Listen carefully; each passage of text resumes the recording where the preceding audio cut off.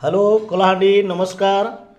आपण मान देखुचन इटा क्या शाग शाग बोलसन तो आम बोलसन चना शाग बोलसन आर कहसन झिरेल शाग बोली करी।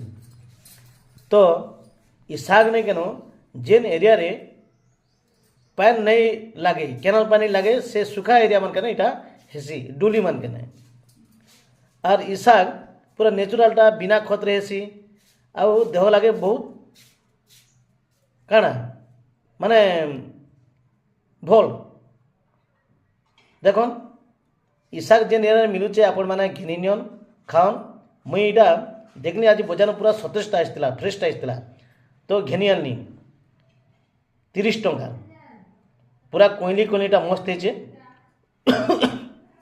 आर देखन याके आपण आड़ कैंसा कहसन निहाती जणेबे इटा के रोसे कराला रोसे कलापुर मत खावा लगी देछन आउ सेटा आपण मन देखन केते सुंदर कर रोसे कराइछे।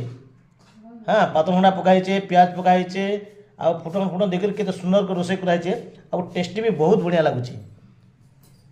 देखुछन टी खाइबी देखमा।